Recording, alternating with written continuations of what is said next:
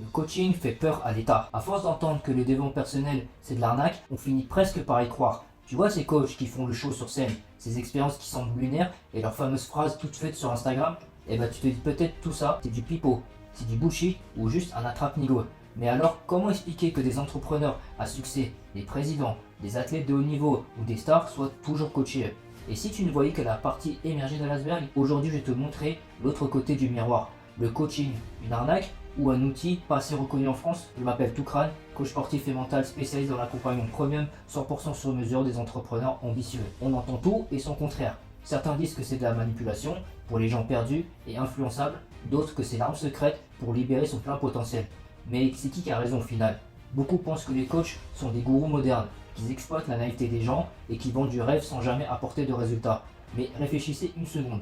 Pourquoi par exemple Bill Clinton, Serena Williams ou Leonardo DiCaprio auraient-ils vraiment besoin d'un coach? Ce ne sont pourtant pas des personnes perdues, en tout cas ils en ont pas l'air, ou des personnes faibles. Et si ta vision du coaching était juste tout simplement faussée? Dans cette vidéo, je vais exploiter 3 points clés. Pourquoi le coaching est si mal compris, voire méprisé en France. Ce que font vraiment les coachs pour transformer des vies et pourquoi le coaching dérange autant le système français. Reste jusqu'à la fin, tu vas changer de regard. Le coaching, il est méprisé en France. Quand on pense au coaching, on imagine tout de suite des foules qui font du sport avec le sourire, qui crient, qui dansent, qui pleurent, des coachs charismatiques qui balancent des libérez votre potentiel, comme des slogans marketing. Ça peut sembler ridicule au début, voire carrément flippant, mais ils oublient les millions de participants qui ont été satisfaits dans le monde.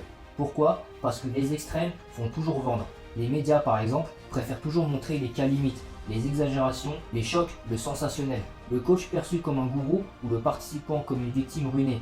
Mais ce qu'il ne montre pas, ce sont les vraies transformations profondes que vivent les gens. Un coach, un gourou moderne? Non, on pense souvent qu'un coach impose ses idées, exploite les faiblesses des autres, alors qu'en réalité c'est l'inverse. Un vrai coach ne te dit pas quoi penser, il t'aide à penser par toi-même. Il pose des bonnes questions pour faire émerger tes propres réponses. C'est tout sauf de la manipulation. Il est cependant vrai que certains coachs peuvent promettre monde et merveilles sans rien délivrer pour juste prendre ton argent. Ça c'est vrai. Comme dans tous les domaines finalement, il y a des charlatans partout.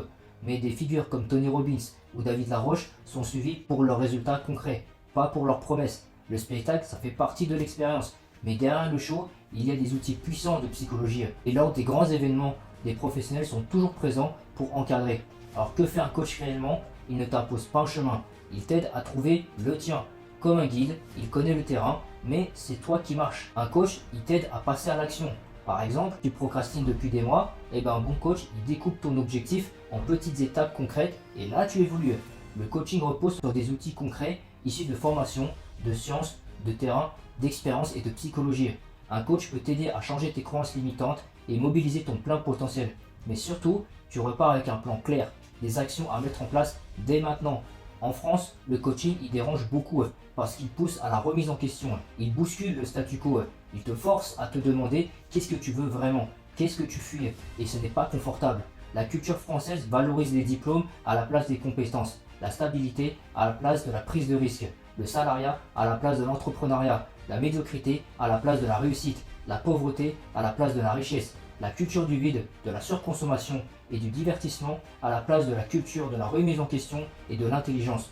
Le coaching, lui, pousse au changement, à l'audace, à l'autonomie, à la réussite et au bonheur. Forcément, ça dérange l'État. Si tout le monde était éveillé, eh bien l'État ne pourrait plus nous manipuler comme il le veut à sa guise. Le coaching, ce n'est pas une arnaque. C'est un outil puissant, méconnu et souvent mal compris. Il ne remplace pas la thérapie, il ne remplace pas les professionnels de santé, mais il est complémentaire. Il vient activer tes ressources pour passer à l'action et construire une vie alignée avec tes valeurs. C'est pas magique, c'est exigeant, mais c'est réel. Et peut-être que pour toi aussi, c'est le moment d'arrêter de subir et de commencer à te transformer dès maintenant. Tu mets un clic de bâtir un mental et un physique de leader et développer des relations épanouissantes. Lien en bio pour obtenir ton premier appel offert.